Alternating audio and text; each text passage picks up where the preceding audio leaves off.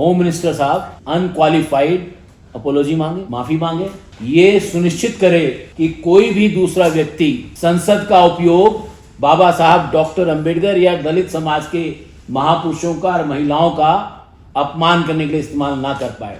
Doctor Baba Saheb Ambedkar के संविधान से तो वो नफरत करते ही हैं। जो नफरत है डॉक्टर बाबा साहेब अम्बेडकर के प्रति, क्योंकि आप उस आरएसएस से पोषित हैं, जिस आरएसएस ने डॉक्टर बाबा साहेब अम्बेडकर जी के, नेहरू जी के पुतले जलाए थे और संविधान की प्रतियां जलाई थी।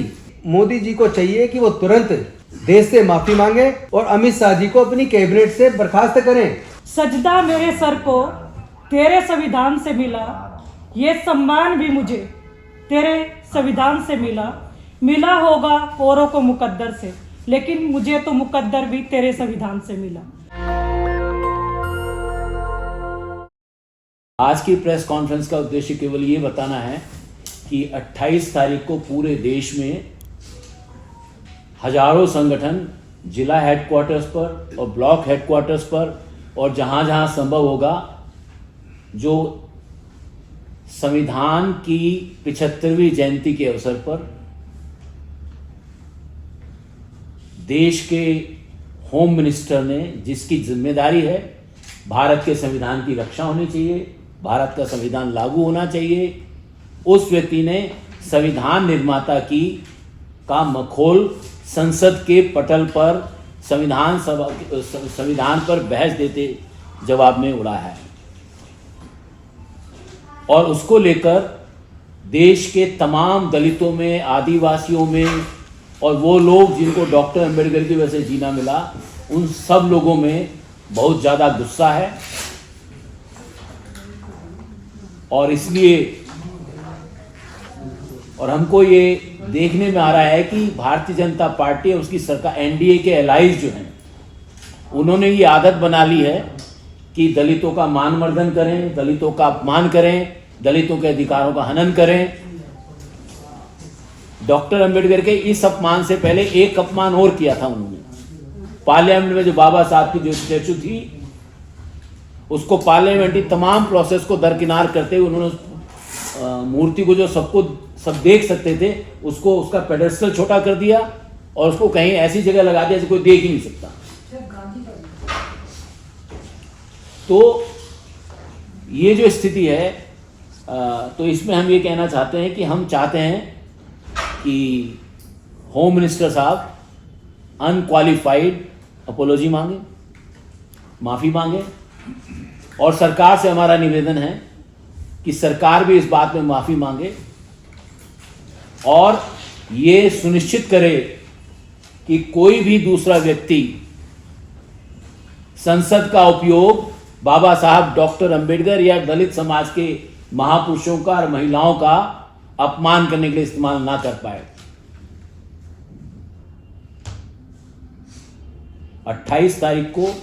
28 दिसंबर को दोपहर 1 बजे संपूर्ण देश में लोग अपने इस मांगों के लिए जो है पूरे देश में धरना और प्रदर्शन करेंगे। साथियों, जैसा कि हम सबको याद है कि राज्यसभा के अंदर जब संविधान की 75वीं वर्षगांठ पर अलग अलग पार्टी के सांसद चर्चा कर रहे थे, उसी चर्चा में भाग लेते हुए देश के गृह मंत्री माननीय अमित शाह जी ने भी संविधान पे चर्चा में भाग लिया और चर्चा में भाग लेते हुए कहीं ना कहीं जो एक मनुवाद से, मनुस्मृति से प्रेरित जो उनके अंदर की छुपी हुई भावना थी, वो उनके शब्दों में निकल कर आई। उन शब्दों से स्पष्ट होता है कि वो डॉक्टर बाबा साहेब अम्बेडकर जी से कितनी नफरत करते हैं। डॉक्टर बाबा साहेब अम्बेडकर के संविधान से तो वो नफरत करते ही हैं और उनका ये कह देना कि एक फैशन हो गया अम्बेडकर अम्बेडकर अम्बेडकर अम्बेडकर कहना। इतनी बार अगर भगवान का नाम लिया होता तो 7 जन्मों तक आपको स्वर्ग मिल गया होता। तो मैं उनको ये बता दूं कि हम लोग, हमारे पूर्वज भगवान का नाम लेते लेते उनकी सदियां बीत गई पर उनकी गुलामी नहीं टूटी। हमारी बहन बेटियों की इज्जत लूटती थी, वो हे भगवान मुझे बचा ले कह के कितनी बार चीखती थी, लेकिन कोई उनकी इज्जत बचाने नहीं आया। हजारों साल की हमारी जो गुलामी थी, जो पढ़ने लिखने पर धार्मिक बंदिश थी, हमारे व्यापार करने पर, संपत्ति के अधिकार पर धार्मिक बंदिश थी, यहाँ तक कि एक मानवता के अधिकार पर, मानवता के दर्जे पर भी धार्मिक बंदिश थी।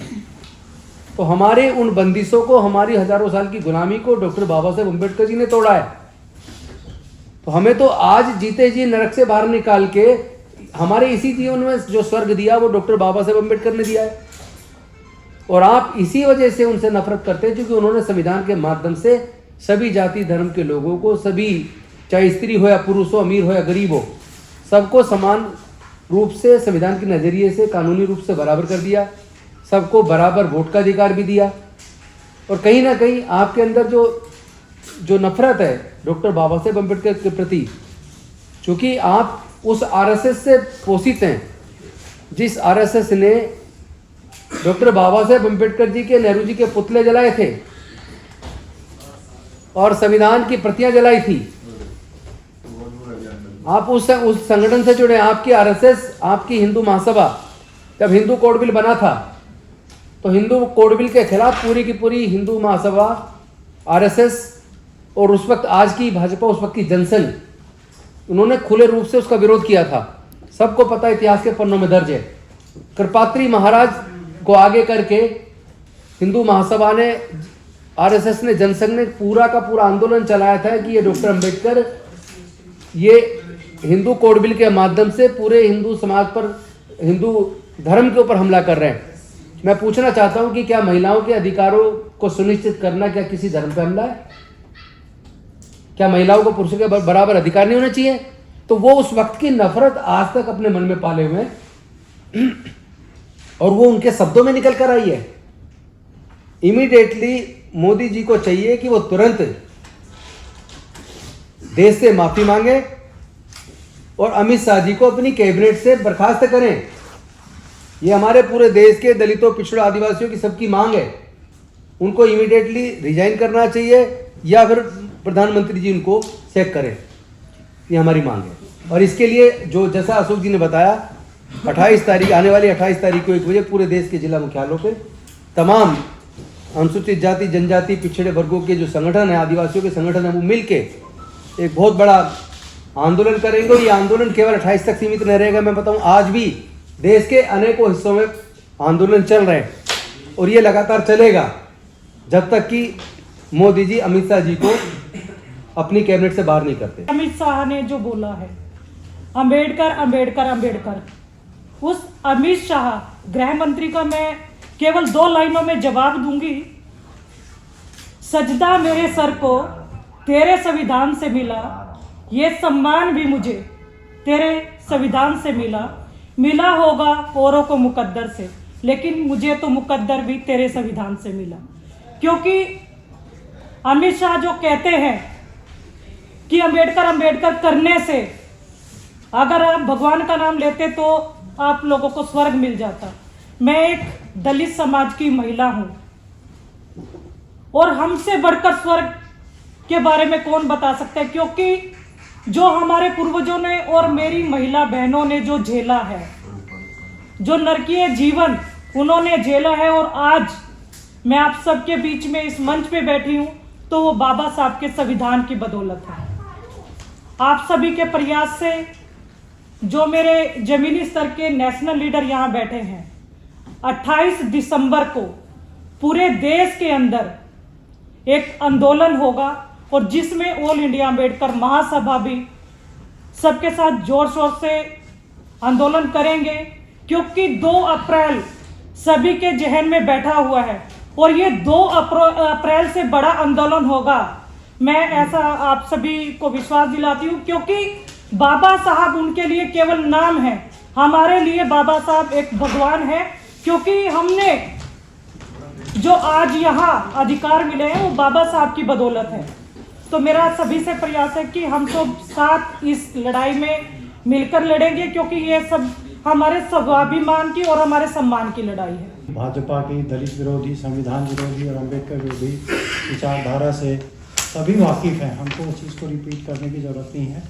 लेकिन इतना ये कहूँगा कि मैं अमित शाह का धन्यवाद करूँगा, अपनी तरफ से धन्यवाद करूँगा, क्योंकि जिस तरीके से सुप्रीम कोर्ट के में बैठे ब्राह्मण जजों ने SC/ST एट्रोसिटीज़ एक्ट को खारिज करके हमारे समाज के युवाओं को उद्वेलित किया था और हमारे समाज को एक होकर के सड़क पर उतरकर अपनी ताकत दिखाने का मौका मिला था और उसके बाद से थोड़ा सा एक शांति जैसी हमारे समाज में आ गई थी और अमित शाह जी ने उसको दोबारा भड़का दिया है, वो चिंगारी दोबारा सुलगा दी है और मुझे विश्वास है कि ये आंदोलन आगे बढ़ेगा और काफ़ी दूर तक जाएगा। जैसे कि कहा जा रहा है सब जगह आज भी आंदोलन है और उत्तराखंड में भी सभी लोग उद्वेलित हैं इस विषय पर।